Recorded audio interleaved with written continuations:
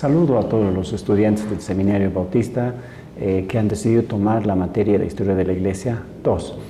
En la primera lección estuvimos hablando de la Reforma de Lutero y de Calvino. Hicimos una introducción a estos grandes reformadores. El primero, Lutero, desarrollándose en la Alemania, y el segundo, francés, Calvino, pero desarrollando la Reforma en Ginebra. Son los dos referentes del protestantismo, ¿no? También vimos la situación en que estaba la Iglesia Católica. Vimos la situación de las indulgencias que se estaban cobrando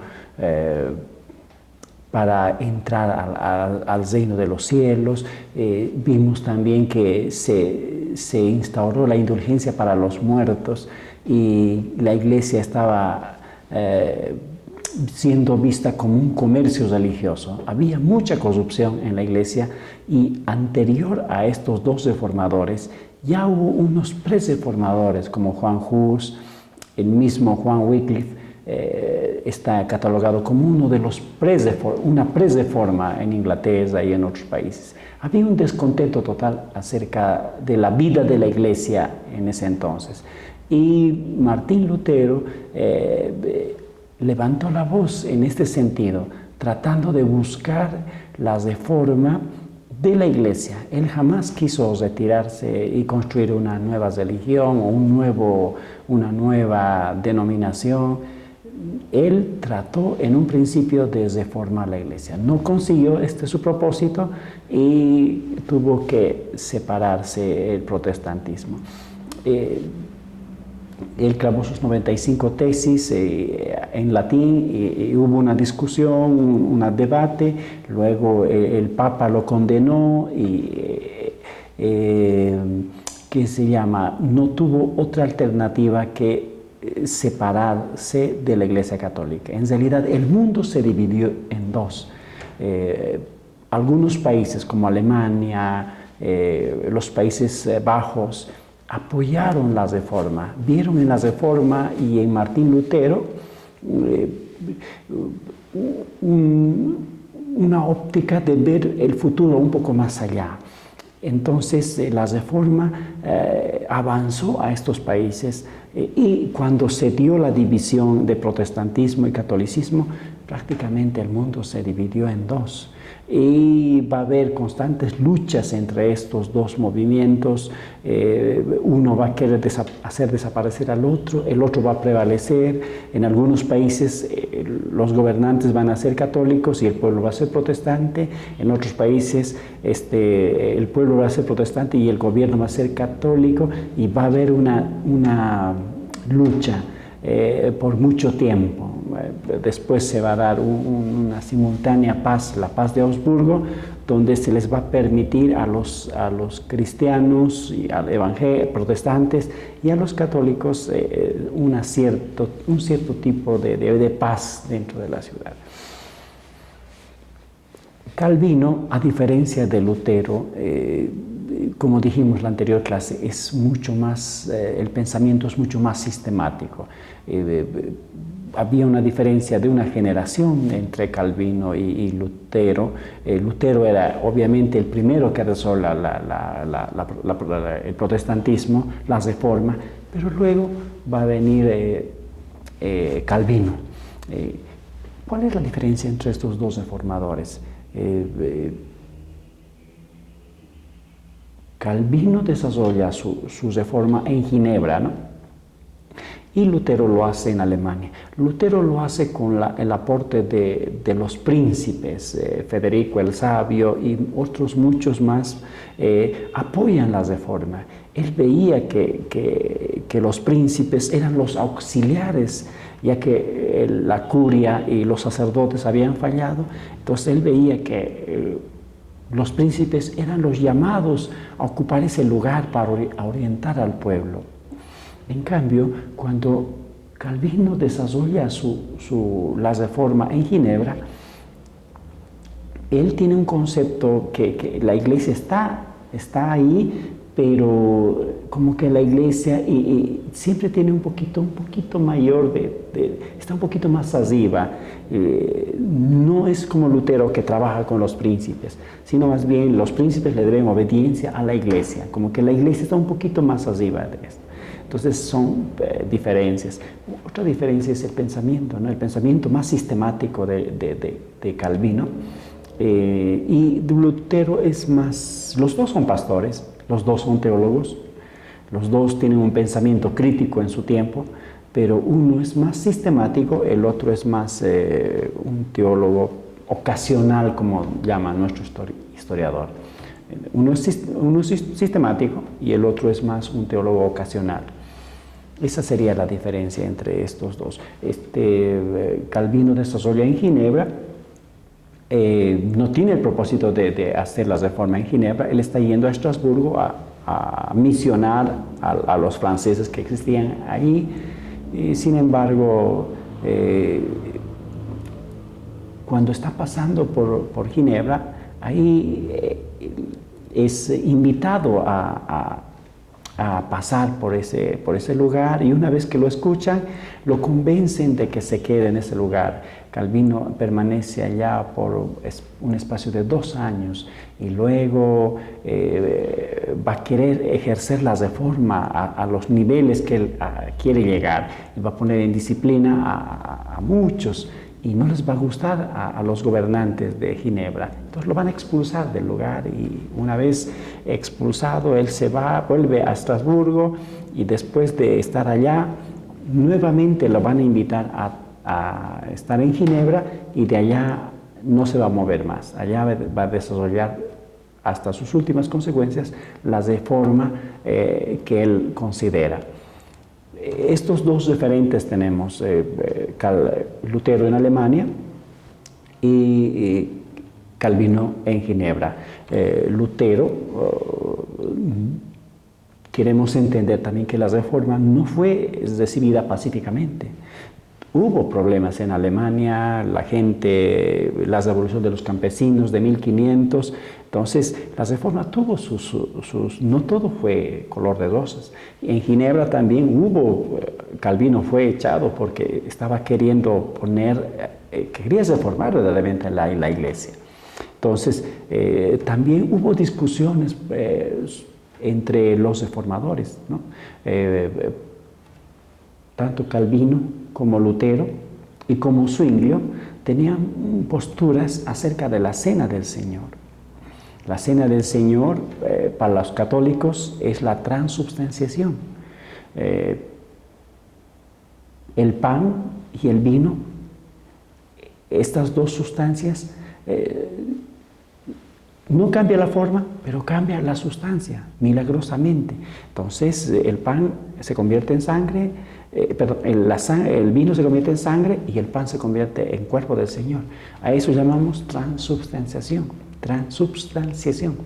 Entonces, los católicos tienen esta opinión de la transubstanciación. Lutero tiene la interpretación de que en la cena del Señor Jesucristo está presente en la cena. Podríamos decir que le da una característica mística, un poquito mística a la Santa Cena. En cambio, Zwinglio ve la Santa Cena como algo simbólico, como hoy muchas denominaciones lo ven. Entonces, le da un carácter más simbólico a la Santa Cena. Y por esto van a entrar en un tipo de discusión, van a tener un tipo de conciliación, pero no va a llegar a esa conciliación. Y luego Zwinglio va a estar de capellán y va a morir en la guerra, ¿no? Sin embargo, es importante ahondar en la reforma porque, como dice este teólogo Paul Tillich, la reforma ha sido la cosa más grande en la historia de la Iglesia, ¿no? La visitación de Dios, él lo cataloga como teonomía, auténtica teonomía de Dios, la visitación de Dios. Entonces, de las reformas sacamos la ortodoxia. Entonces, estos grandes hombres nos han legado mucho documento, mucha historia. Lutero ha creado 3 libros, los libros menores, cautividad babilónica de la Iglesia, llamado a la nobleza y libertad cristiana. Los 3 libros menores que usted lo puede encontrar en internet y puede leerlo y va a educarlo, ¿no? En cuanto a la situación que apremiaba el contexto de la Reforma. Calvino tiene su libro más brillante, sería Institución de la Religión Cristiana. Lo creó de muy jovencito, entre los 25 años lo creó este texto. Después lo iba revisando, hasta el día de hoy tenemos este texto. Comentario a los Romanos y muchos textos más.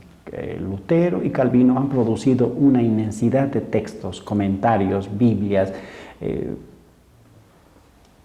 Entonces, nos han legado una doctrina sana, una ortodoxia.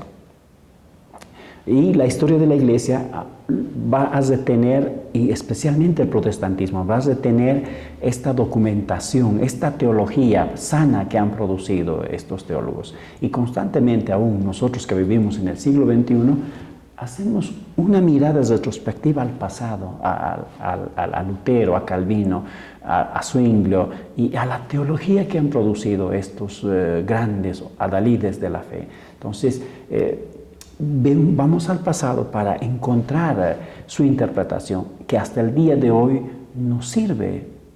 Pues es cierto que no tenemos los ojos de Lutero ni de Calvino, pero la interpretación que ellos nos han legado nos sirve mucho. Es un documento, es un documento valiosísimo para el protestantismo. Ya decían que cuando uno no mira el pasado y se acerca al futuro, va a cometer muchos errores. Pero si uno mira el pasado y aprende del pasado, de los errores, de los aciertos del pasado, entonces va a estar más capacitado para enfrentarse al futuro en cuanto a la historia de la Iglesia. Bien, yo quisiera ahondar ahora en una temática que corresponde a la lección 2, es el movimiento anabautista, ¿no? El movimiento anabautista nace en el siglo XVI y algunos historiadores le han considerado como un movimiento futurista, otros como un movimiento con tendencia a volver a la época medieval. Estamos en el siglo XVI y aparece en Alemania un grupo tipo sectario, diría yo, legalista, que están uniformados en cuanto a la ropa, las mujeres tienen velitos, se ponen velito, y como que comienzan a retraerse de la sociedad, comienzan a crear una subcultura, subgrupos. Entonces, leen la Biblia de una manera diferente a los reformadores, ¿no? Algunos son varios grupos, no podemos hablar anabautistas de un solo grupo. En Alemania y se van a expandir por Europa, son varios grupos con una interpretación un poquito diferente, algunos. Por ejemplo, algunos van a interpretar y van a decir que en la Biblia no hay Trinidad.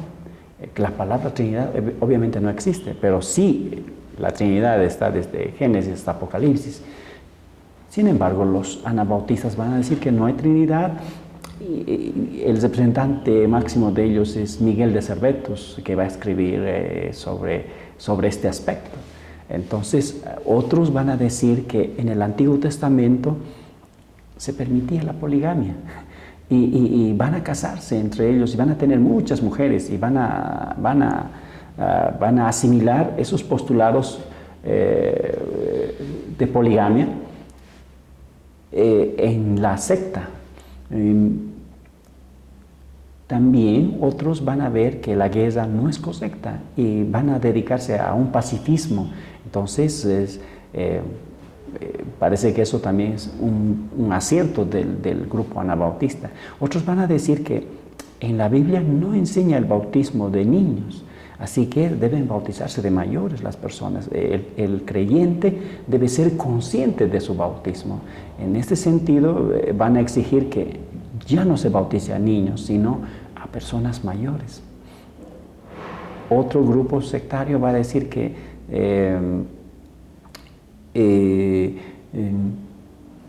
tendencias como estoy mencionando como la poligamia, el pacifismo, el zebautismo, el mismo nombre, ¿no? Anabautismo, ana es una preposición griega, y bautizón, que significa sumergirse.